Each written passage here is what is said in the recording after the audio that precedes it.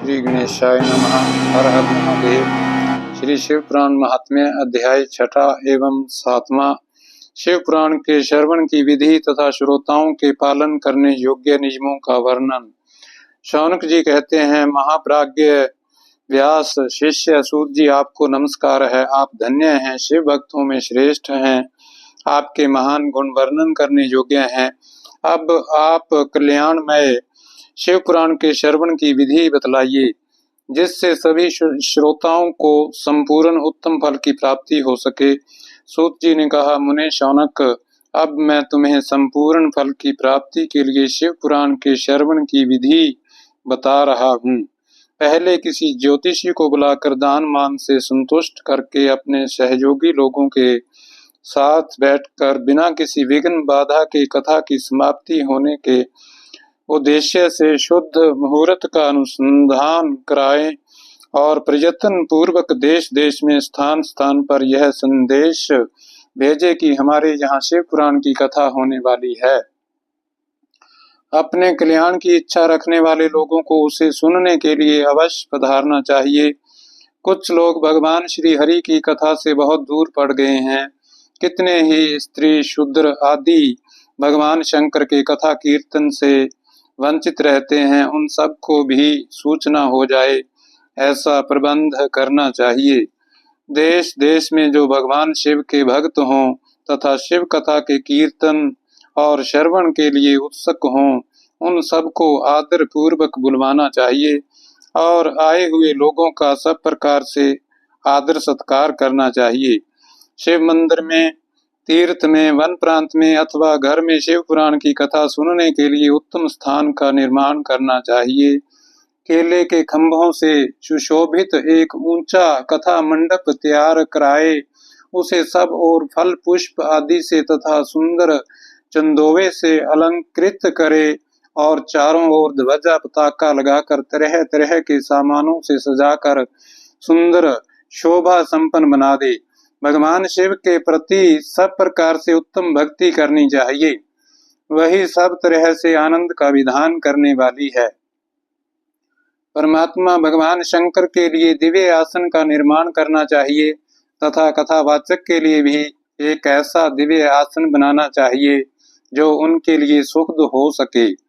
मुने, नियम पूर्वक कथा सुनने वाले श्रोताओं के लिए भी यथा योग्य सुंदर स्थानों की व्यवस्था करनी चाहिए। अन्य लोगों के लिए साधारण स्थान ही रखने चाहिए, जिसके मुख से निकली हुई वाणी देहधारियों के लिए कामधेनु के समान अभीष्ट फल देने वाली होती है। उस पुराण वेत्ता विद्वान वक्ता के प्रति तुच्छ बुद्धि कभी नहीं करनी चाहिए। संसार में जन्म तथा गुणों के कारण बहुत से गुरु होते हैं, परंतु उन सब में पुराणों का ज्ञाता विद्वान ही परम गुरु माना गया है। पुराण वेत्ता पवित्र, दक्ष, शांत, ईर्ष्या पर विजय पाने वाला, साधु और दयालु होना चाहिए। ऐसा प्रवचन कुशल विद्वान इस पुण्यमयी कथा को कहे। सूर्योदय से आरंभ करके 3:30 पहर तक उत्तम बुद्धि वाले विद्वान पुरुष को शिव पुराण की कथा सम्यक रीति से बांचनी चाहिए। मध्याह्न काल में 2 घड़ी तक कथा बंद रखनी चाहिए, जिससे कथा कीर्तन से अवकाश पाकर लोग मलमूत्र का त्याग कर सकें। कथा प्रारंभ के दिन से एक दिन पहले व्रत ग्रहण करने के लिए वक्ता को क्षौर करा लेना चाहिए। जिन दिनों कथा हो रही हो उन दिनों प्रयत्न पूर्वक प्रातः काल का सारा नित्य कर्म संक्षेप से ही कर लेना चाहिए। वक्ता के पास उसकी सहायता के लिए एक दूसरा वैसा ही विद्वान स्थापित करना चाहिए। वह भी सब प्रकार के संशयों को निवृत्त करने में समर्थ और लोगों को समझाने में कुशल हो। कथा में आने वाले विघ्नों की निवृत्ति के लिए गणेश जी का पूजन करे।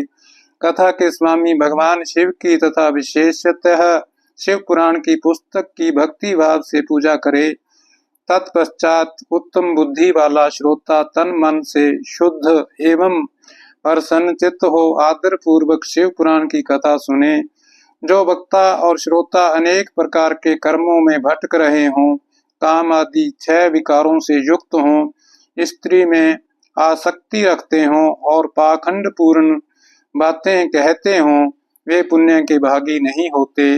जो लौकिक चिंता तथा धन, ग्रह एवं पुत्र आदि की चिंता को छोड़कर कथा में मन लगाए रहते हैं, उन शुद्ध बुद्धि पुरुषों को उत्तम फल की प्राप्ति होती है। जो श्रोता श्रद्धा और भक्ति से युक्त होते हैं, दूसरे कर्मों में मन नहीं लगाते और मौन, पवित्र एवं उद्वेग शून्य होते हैं, वे ही पुण्य के भागी होते हैं। सूत जी बोले, शौनक, अब शिव पुराण सुनने का व्रत लेने वाले पुरुषों के लिए जो नियम है, उन्हें भक्ति पूर्वक सुनो। नियम पूर्वक इस श्रेष्ठ कथा को सुनने से बिना किसी विघ्न बाधा के उत्तम फल की प्राप्ति होती है। जो लोग दीक्षा से रहित हैं, उनका कथा श्रवण में अधिकार नहीं है। अतः मुने, कथा सुनने की इच्छा वाले सब लोगों को पहले वक्ता से दीक्षा ग्रहण करनी चाहिए। जो लोग नियम से कथा सुने, उनको ब्रह्मचर्य से रहना, भूमि पर सोना, पत्तल में खाना और प्रतिदिन कथा समाप्त होने पर ही अन्न ग्रहण करना चाहिए। जिसमें शक्ति हो वह पुराण की समाप्ति तक उपवास करके शुद्धता पूर्वक भक्ति भाव से उत्तम शिव पुराण को सुने। इस कथा का व्रत लेने वाले पुरुष को प्रतिदिन एक ही बार हविष्यान्न भोजन करना चाहिए। जिस प्रकार से कथा श्रवण का नियम सुख पूर्वक साध सके, वैसे ही करना चाहिए।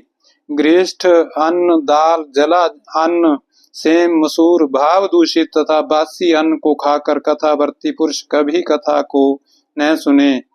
जिसने कथा का व्रत ले रखा हो, वह पुरुष प्याज, लहसुन, हींग, गाजर, मादक वस्तु तथा आमिष कही जाने वाली वस्तुओं को त्याग दे। कथा का व्रत लेने वाला पुरुष काम, क्रोध आदि 6 विकारों को, ब्राह्मणों की निंदा को तथा पतिव्रता और साधु संतों की निंदा को भी त्याग दे। कथावर्ती पुरुष प्रतिदिन सत्य, शौच, दया, मौन, सरलता, विनय तथा हार्दिक उदारता, इन सद्गुणों को सदा अपनाए रहे। श्रोता निष्काम हो या सकाम, वह नियम पूर्वक कथा सुने। सकाम पुरुष अपनी अभीष्ट कामना को प्राप्त करता है और निष्काम पुरुष मोक्ष पा लेता है। दरिद्र, अक्षय का रोगी, पापी, भाग्यहीन तथा संतान रहित पुरुष भी इस उत्तम कथा को सुने। काक, बंध्या आदि जो 7 प्रकार की दुष्ट स्त्रियां हैं, वे तथा जिसका गर्भ गिर जाता हो, वह इन सभी को शिव पुराण की उत्तम कथा सुननी चाहिए।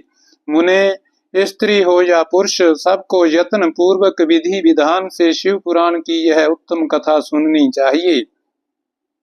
महर्षि, इस तरह शिव पुराण की कथा के पाठ एवं श्रवण संबंधी यज्ञोत्सव की समाप्ति होने पर श्रोताओं को भक्ति एवं प्रयत्न पूर्वक भगवान शिव की पूजा की भांति पुराण पुस्तक की भी पूजा करनी चाहिए।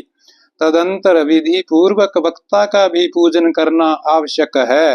पुस्तक को आच्छादित करने के लिए नवीन एवं सुंदर बस्ता बनावे और उसे बांधने के लिए दृढ़ एवं दिव्य डोरी लगावे, फिर उसका विधिवत पूजन करे।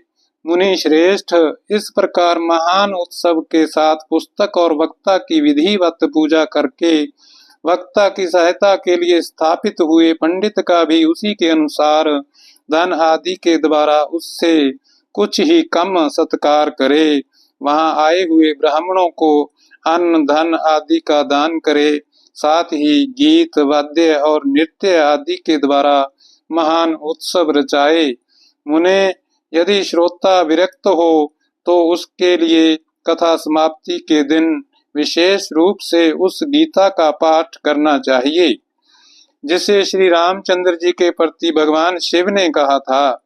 यदि श्रोता गृहस्थ हो तो उस बुद्धिमान को उस श्रवण कर्म की शांति के लिए शुद्ध हविष्य के द्वारा होम करना चाहिए। मुने, रुद्र संहिता के प्रत्येक श्लोक द्वारा होम करना उचित है। अथवा गायत्री मंत्र से होम करना चाहिए, क्योंकि वास्तव में यह पुराण गायत्रीमय ही है। अथवा शिव पंचाक्षर मूल मंत्र से हवन करना उचित है। होम करने की शक्ति न हो तो विद्वान पुरुष यथाशक्ति हवनीय हविष्य का ब्राह्मण को दान करे। न्यूनाति रिक्तता रूप दोष की शांति के लिए भक्ति पूर्वक शिव सहस्त्र नाम का पाठ अथवा श्रवण करे। इससे सब कुछ सफल होता है, इसमें संशय नहीं है, क्योंकि तीनों लोकों में उससे बढ़कर कोई वस्तु नहीं है। कथा श्रवण संबंधी व्रत की पूर्णता की सिद्धि के लिए 11 ब्राह्मणों को मधु मिश्रित खीर भोजन कराए और उन्हें दक्षिणा दे। उन्हें यदि शक्ति हो तो 3 तोले सोने का एक सुंदर सिंहासन बनवाए और उस पर उत्तम अक्षरों में लिखी अथवा लिखाई हुई शिव पुराण की पोथी विधि पूर्वक स्थापित करे। तत्पश्चात पुरुष उसकी आह्वान आदि विविध उपचारों से पूजा करके दक्षिणा चढ़ाए। फिर जितेंद्रिय आचार्य का वस्त्र आभूषण एवं गंध आदि से पूजन करके दक्षिणा सहित वह पुस्तक उन्हें समर्पित कर दे। उत्तम बुद्धि वाला श्रोता इस प्रकार भगवान शिव के संतोष के लिए पुस्तक का दान करे। शौनक, इस पुराण के उस दान के प्रभाव से भगवान शिव का अनुग्रह पाकर पुरुष भव बंधन से मुक्त हो जाता है। इस तरह विधि विधान का पालन करने पर श्री संपन्न शिव पुराण संपूर्ण फल को देने वाला तथा भोग और मोक्ष का दाता होता है। मुने शिव पुराण का वह सारा महात्म्य जो संपूर्ण अभीष्ट को देने वाला है मैंने तुम्हें कह सुनाया। अब और क्या सुनना चाहते हो? श्रीमान शिव पुराण समस्त पुराणों के भाल का तिलक माना गया है। यह भगवान शिव को अत्यंत प्रिय, रमणीय तथा भव रोग का निवारण करने वाला है। जो सदा भगवान शिव का ध्यान करते हैं, जिनकी वाणी शिव के गुणों की स्तुति करती है और जिनके दोनों कान उनकी कथा सुनते हैं, इस जीव जगत में उन्हीं का जन्म लेना सफल है। वे निश्चय ही संसार सागर से पार हो जाते हैं। भिन्न भिन्न प्रकार के समस्त गुण जिनके सच्चिदानंद में स्वरूप का कभी स्पर्श नहीं करते, जो अपनी महिमा से जगत के बाहर और भीतर भासमान हैं तथा जो मन के बाहर और भीतर वाणी एवं मनोवृत्ति रूप में प्रकाशित होते हैं, उन अनंत आनंद घन रूप परम शिव की मैं शरण लेता हूँ। हर हर महादेव।